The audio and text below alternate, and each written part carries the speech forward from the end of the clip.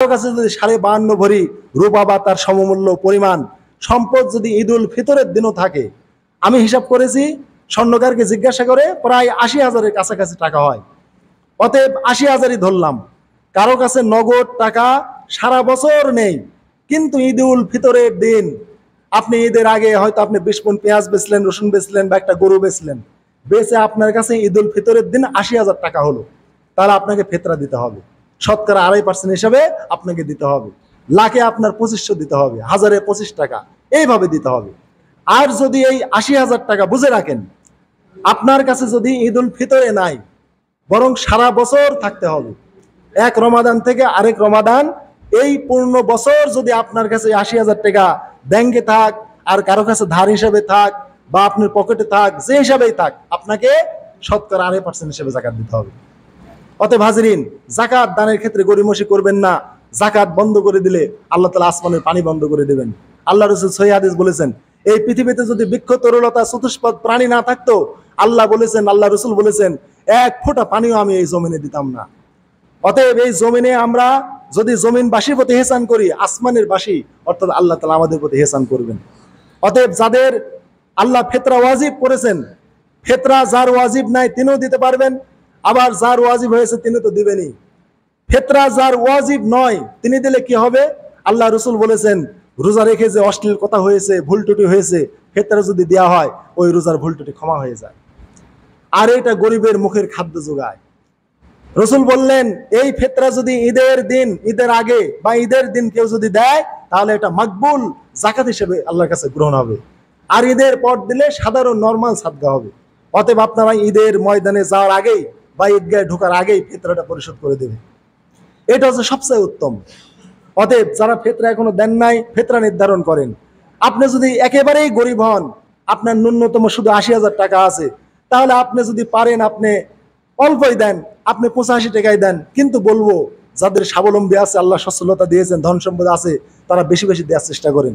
তারা 3 কেজি 300 গ্রাম বা 3.5 কেজি খেজুর বা কিশমিশ এই অনুযায়ী নির্ধারণ করে একটু বেশি বেশি দেওয়ার চেষ্টা করেন, আল্লাহ আপনাদের বাড়িয়ে দিবেন। এই জন্য হাজরিন, আগেই বলেছি, যাকাত ধনকে কমায় না, বাড়িয়ে দেয়। হজ করলে কি হাজি গরিব হয়? আপনাদের সমাজে কোনো হাজি গরিব হয়েছে? কোনো হাজি কিন্তু গরিব হবে না। যিনি যাকাত দিয়েছেন, যাকাত দিয়ে ফকির হয়েছেন, এরকম কোনো প্রমাণ আমার কাছে নাই। আমার মতো একজন আলেম, উনি বললেন, ভাই, যে আমি 20,000 টাকা দিয়ে যাকাত শুরু করেছি, তো আল্লাহ শুকরিয়া, 3-4 বছরের ব্যবধানে আমি প্রায় 1 লাখ টাকা যাকাত দিই। তাহলে শুরু করলেন 20,000 টাকা দিয়ে, কিন্তু আল্লাহ বাড়াতে বাড়াতে এখন প্রায় 1 লক্ষ টাকা যাকাত দেয়। তো আল্লাহ কমাবেন না, কোনোদিন কমাবেন না। আপনি শুরু করেন, আপনি বরকত চোখে দেখতে পারবেন। আল্লাহ আমাদের তৌফিক দান করুক। হাজরিন, যাকাত ফিতরা এটাই আমাদের মূল বিষয় ছিল। আর এতে আমাদের যেহেতু লোকজন আছে আমাদের মসজিদে, আল্লাহ শুকরিয়া, আল্লাহ তাদেরকে নেক দারাজ করুক, আল্লাহ তাদের মনোবাসনা পূর্ণ করুক, তাদের ইতিকাফকে আল্লাহ কবুল করুক। এখন কথা হলো, বেশি বেশি আল্লাহর কাছে তাওবা করতে হবে। যদি তাওবা না করতে পারেন, আল্লাহ রসুলের একবারে খাস বদদুয়া, জিবরাইল দোয়া করেছেন, রসুল আমিন বলেছেন, বাউদামান আদ্রাকা রমাদান হালাম ইগফার লাহু। রমাদান পেলো কিন্তু নিজের গুনাহগুলো আল্লাহর কাছে মাফ চেয়ে নিতে পারলো না, সে ধ্বংস হয়ে যাক। আল্লাহ রসুল বললেন আমিন। অর্থাৎ জিবরাইল দোয়াকারী, রসুল আমিন বলনেওয়ালা। তাহলে রসুল সাল্লাল্লাহু আলাইহি ওয়াসাল্লাম রোজারত অবস্থায় যদি সিয়াম পালনকারী রমাদানে যদি গুনাহ মাফ করে না নিতে পারে, তার জন্য বদদুয়া করে গিয়েছেন। তাহলে আমরা কিভাবে আল্লাহর কাছে মাফ চাবো? আল্লাহর যদি কোনো হক নষ্ট করে থাকি, আল্লাহর কাছে মাফ চাবো। আপনারা বেশি বেশি ইস্তেগফার করবেন এই মুহূর্তে। আল্লাহ রাসূল প্রতিদিন সহিহ বুখারীতে আছে 70 বার, সহিহ মুসলিম আছে 100 বার তাওবা করতেন। তিনি কি গুনাহ করেছেন? তিনি গুনাহ করেন নাই, কিন্তু তাওবা ইস্তেগফার করলেই আল্লাহ সওয়াব দিয়ে দেন। অতএব নবী যে ইস্তেগফার করেছেন তিনি সওয়াব পেয়েছেন, কারণ আল্লাহ কোরআনে বলেছেন, ইস্তাগফিরু লিযুনুবিকুম, তোমরা তোমাদের গুনাহের জন্য তাওবা করো। অতএব তাওবা করাই একটা ইবাদত। আপনার গুনাহ যদি থাকে তো গুনাহ মাফ, আর যদি গুনাহ না থাকে তাওবা করার জন্য আপনি সওয়াব পাচ্ছেন। কিন্তু আমাদের বুঝ ভুল কি জানেন? আমি তো গুনাহ করিনি, আমি কেন ক্ষমা চাবো? আমি তো অন্যায় করিনি, আমি কেন তওবা করব? আসলে হাজিরিন, আপনি বুঝতে পারেননি। আল্লাহ বলেছেন, ইয়া আইয়ুহাল্লাযিনা আমানু তুবু ইলাল্লাহ, হে ইমানদারেরা তোমরা আল্লাহর কাছে তাওবা করো। আল্লাহ যেভাবে বলেছেন আকিমুস সালাহ, নামাজ কায়েম করো, অনুরূপ বলেছেন তুবু ইলাল্লাহ, আল্লাহর কাছে তাওবা করো। অতএব আপনি গুনাহ করেন চাই না করেন, নবী তো গুনাহ করেন নাই, কিন্তু 100 বার আল্লাহর কাছে তাওবা করেছেন। তাহলে নবী গুনাহ করেন নাই, তাওবা করেছেন, তাহলে নবীর কি হয়েছে? নবীর সওয়াব হয়েছে, মর্যাদা বৃদ্ধি হয়েছে। আর আমি আপনি গুনাহকারী, এই জন্য আমি আপনি তাওবা করলে আল্লাহ আমার গুনাহ মাফ করে দেবেন। আর আপনি যদি মনে করেন আমি তো ভাই গুনাহ করিনি, কেন তওবা করব, তবুও করবেন। কেন জানেন? আল্লাহ তওবা করতে বলেছেন, এই তওবা করলেই আপনার সওয়াব হবে। অতএব আপনার গুনাহ না থাকলে আপনার তাওবার কারণেই আপনার সওয়াব হচ্ছে। কেননা তাওবা করাটাই একটা ইবাদত। নামাজ, রোজা, হজ, যাকাত, তাসবিহ, তাহলিল অন্যান্য ইবাদতের মতোই তাওবা একটা ইবাদত।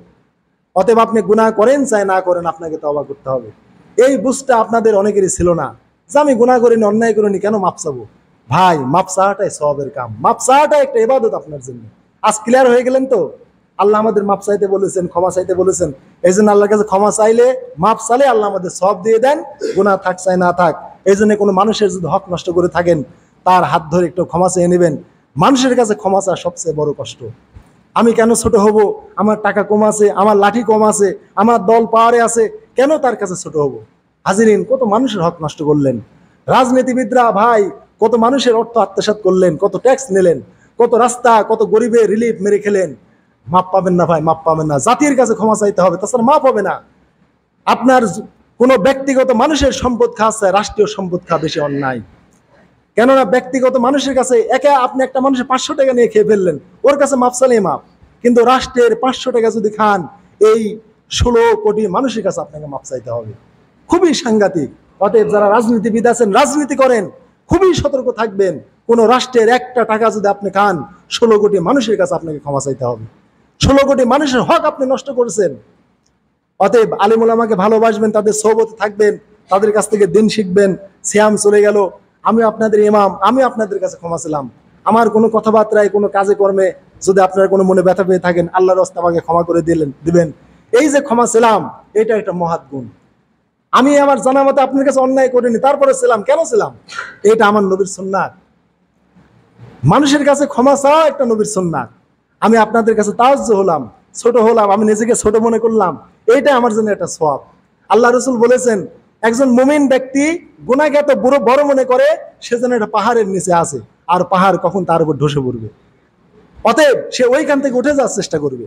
আর ফাসেক মনে করে আমার নাকে একটা মাছি বসে আছে, একটু হাত দিয়ে নাড়ালে মাছি উড়ে যাবে। অতএব ভাই, জানা অজানায় কোন কারণে, কোন কথায় আপনারা মনে ব্যথা পেয়েছেন, আমি এই জন্য আপনাদের কাছে আল্লাহর রাস্তায় মাপ চেয়ে নিলাম। আপনারাও হৃদয় খোলাসা করে আজকের এই জুমাতুল বিদায় একে অপরের কাছ থেকে মাপ চেয়ে যাবে।